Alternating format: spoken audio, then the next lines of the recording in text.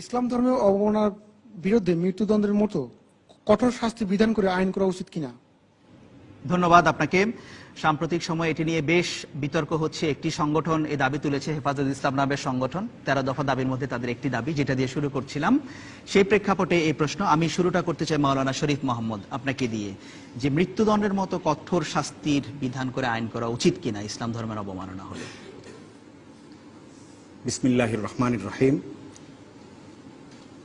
ধন্যবাদ যিনি প্রশ্ন করেছেন তাকে এবং গোটা অডিয়েন্সকে। মানুষের এটা একটা অভিব্যক্তি অথবা মত যে কোনো একটা অপরাধের জন্য তাকে মৃত্যুদণ্ডের মতো শাস্তি দেয়া যায় কিনা অথবা ধার্যের দাবি তোলা যায় কিনা। এখানে যে প্রসঙ্গটা এসেছে সে সম্পর্কে বলতে গেলে ছোট্ট করে যেটা বলা যায়, হেফাজতে ইসলাম বাংলাদেশের এই দাবিটা হঠাৎ করে তাদের তোলা একটা ইস্যুর প্রেক্ষিতে এই দাবিটা উঠেনি, প্রথম কথা। দ্বিতীয় কথা হচ্ছে, পৃথিবীর আরো দেশে ধর্ম অবমাননার জন্য এ ধরনের শাস্তি রয়েছে। এটা একটা নজিরবিহীন অথবা নজির বহির্ভূত কোনো দাবি নয়। সম্প্রতি যে ব্যাপারটা হয়েছে, যে এত তীব্র, এত মারাত্মক বিষোদ্গার একজন মানুষ কল্পনায় যে জায়গায় যেতে পারে না আমি মনে করি, অথবা পৃথিবীর ইতিহাসে ইসলামের বিরুদ্ধাচরণ অথবা ইসলাম অবমাননার যতগুলো রূপের সঙ্গে আমরা পরিচিত, তার চেয়েও বেশি, তার চেয়েও মারাত্মক একটা ঘটনা ঘটেছে। এর ক্ষুব্ধতা এবং কষ্ট ধর্মপ্রাণ মানুষের মাঝে অনেক গভীর এবং তীব্র হওয়া স্বাভাবিক বলে আমি মনে করি। সেখান থেকেই হেফাজতে ইসলাম এই দাবি তুলেছে। এটার জন্য কি মৃত্যুদণ্ডের মতো কঠোর শাস্তির বিধান করা দরকার? জি, হেফাজতে ইসলামের এটা একটা দাবি, এবং পৃথিবীর যে দেশগুলোতে ব্লাসফেমি আইন রয়েছে সেখানে মৃত্যুদণ্ডের শাস্তি রয়েছে। মুসলিম দেশগুলোতেও মৃত্যুদণ্ডের শাস্তি রয়েছে। খুব বেশি দেশে নেই, মাত্র 4টি দেশে মুসলমান, কিন্তু 4টি দেশে। একই সঙ্গে আমি এই কথাটা সংযোজন করা দরকার মনে করি। একটা শাস্তি অথবা আমরা যেটাকে বলি যে সর্বোচ্চ শাস্তি ধার্য হওয়ার মানেই সেই শাস্তিটা প্রয়োগ হতে থাকবে এমন নয়। পৃথিবীর ইতিহাসে যদি 300-400 বছর যাবত ধর্ম অবমাননার বিরুদ্ধে ব্লাসফেমি বা মৃত্যুদণ্ডের চূড়ান্ত শাস্তি থেকে থাকে, আমি বলবো যে 100টা ঘটনা নাই মৃত্যুদণ্ড কার্যকর হয়েছে।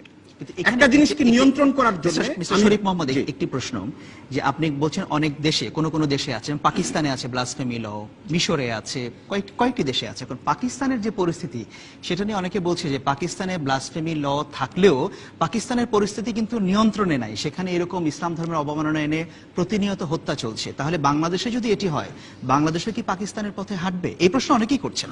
আমি এই প্রশ্নের উত্তরটা এভাবে দেব, পাকিস্তানের বর্তমান নিয়ন্ত্রণহীনতার সঙ্গে ধর্ম অবমাননার আইনের কোনো সম্পর্ক নেই। এমন নয় যে পাকিস্তানে ধর্ম অবমাননা আইন না থাকলে আজকে পাকিস্তান খুব শান্ত এবং ধীর স্থির একটা অবস্থায় থাকতো।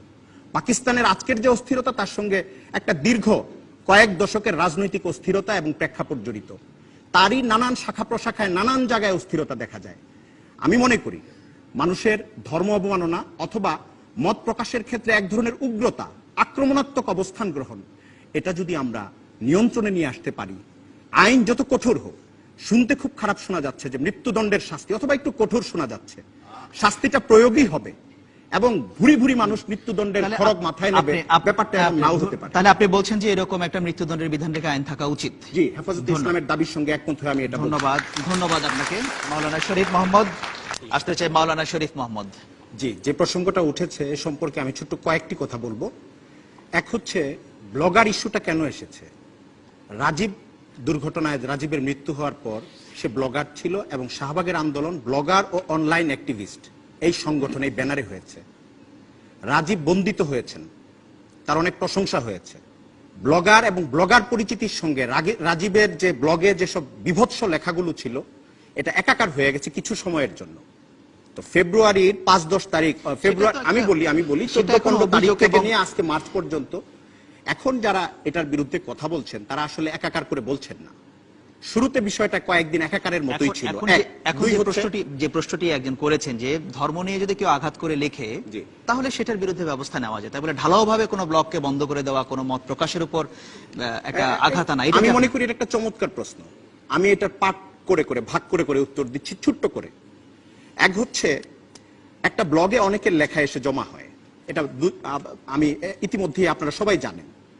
কিন্তু প্রত্যেকটা ব্লগেরই মডারেটর থাকে, নিয়ন্ত্রক থাকে, পত্রিকার এডিটরের মতো। এডিটহীন ব্লগ খুব কম, থাকার সুযোগ নেই। যদি একটা ব্লগের ক্ষেত্রে এই ধরনের দুর্ঘটনা বলি অথবা আক্রমণ বলি ইচ্ছাকৃতভাবে বারবার করতে থাকে এবং সেখানে অসৎ উদ্দেশ্যের ব্যাপারটা খুব প্রকাশ্য হয়ে ওঠে, আমি সেক্ষেত্রে ব্লগ বন্ধ করে দেওয়ার পদক্ষেপকে অত্যন্ত যথার্থ পদক্ষেপ মনে করব। মানে পুরো ব্লকটাকে বন্ধ জি অবশ্যই।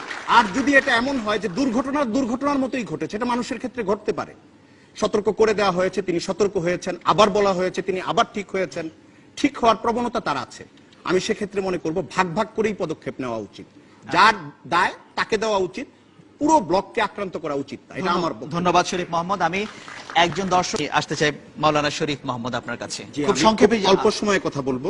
প্রথম কথা হচ্ছে, মাননীয় মন্ত্রী ইতিপূর্বের কয়েকটা প্রশ্নের উত্তরে কয়েকটা কথা বলেছেন, আমি দ্বিমত ব্যক্ত করে আমি একটা এই বিষয়ের সমাধানে যাওয়ার চেষ্টা করব। আমার মনে হয় আপনি এটাতে জি, যদি উত্তর দেন আমি বলবো, আমি খুব অল্প সময়ই বলে ফেলবো। এক হচ্ছে, এমন কোন ঘটনা ঘটেনি বাংলাদেশে যে কারণে ধর্মপ্রাণ মানুষ এই পরিমাণ উত্তেজিত কষ্ট পেতে পারেন। আমি এই জায়গাটায় খুব প্রচন্ড দ্বিমত করি। এর জন্য আজকের লং মার্চটাও খুব উৎসবের ব্যাপার ছিল না, কান্না ছিল এবং এর সঙ্গে কষ্ট জড়িত ছিল মানুষের।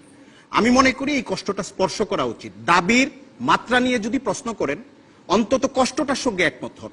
দুই, মাননীয় মন্ত্রী বলেছেন রাজনৈতিক উদ্দেশ্য প্রণোদিত, আমি এই জায়গাটার সঙ্গে প্রচন্ডভাবে দ্বিমত করি। এর জন্য আমার যেটা মনে আছে, আমি আমার স্মৃতি থেকে বলছি, মাননীয় মন্ত্রীর আরো স্মৃতি আরো লম্বা হওয়ার কথা এই বিষয়ে।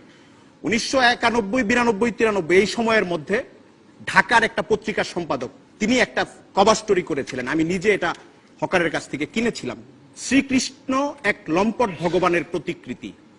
আমি এই বক্তব্যের সঙ্গে একমত না, আমি উদ্ধৃত করলাম, এটা ছিল তার কভার স্টোরি। এরপরে তার বিরুদ্ধে মামলা হয়, ঢাকা শহরে ওই একদিনে 100-র উপরে গাড়ি ভাঙচুর করে আমার সংখ্যালঘু ভাইয়েরা। আমি তাদের ওই আবেগের সঙ্গে আমি একমত, প্রকাশ ভঙ্গির সঙ্গে আমার দ্বিমত থাকতে পারে, তারা কষ্ট পেয়েছেন। মানুষ তার ধর্মানুভূতিতে আঘাতপ্রাপ্ত হলে তার যে ক্রোধ এবং কান্না, এটা শুধু মুসলমানের নয়, বাংলাদেশের আজকের হেফাজতে ইসলামের নয়, শাহ আহমদ শফির নয়। আমি সংঘাতময় পরিস্থিতি তৈরি হয়েছে মিস্টার শরীফ মোহাম্মদ, জি, আমি খুব এখন যে সংঘাতময় পরিস্থিতি তৈরি হয়েছে এখান থেকে বের হয়ে আসা যাবে কিভাবে? এখানে আমার উত্তর হচ্ছে, আমি যেটা মনে করি প্রথম কাজ আমাদের সবার নিয়ন্ত্রিত হতে হবে। খুব এভাবে ভাগ করে ফেলা ঠিক না যে এক পক্ষকে হারতে হবে আরেক পক্ষকে জিততে হবে, আমি এই জায়গাটা দ্বিমত করি। আমরা বাংলাদেশের নাগরিক, আমি খুব ভালোভাবে বিশ্বাস করি আমার মত আরেকজন নাও নিতে পারেন, তার মত আমি নাও নিতে পারি। আমি এটা খুব ভালো করে বিশ্বাস করি যে আমার পোশাক আরেকজন পরবেন না, আরেকজনের পোশাকে আমার পুরা ঠিক হয়ে যেতে হবে, এটাও আমি মনে করি না। নিয়ন্ত্রিত হতে হবে এবং আমাদের বৈচিত্র্যের মাঝেই ঐক্য খুঁজতে হবে। ধন্যবাদ শরীফ বাংলাদেশের মোহাম্মদ। নাগরিক হিসাবে ধন্যবাদ। যার যার অবস্থায় থেকে আমাদের ঐক্য খুঁজতে হবে। ধন্যবাদ শরীফ মোহাম্মদ আপনাকে।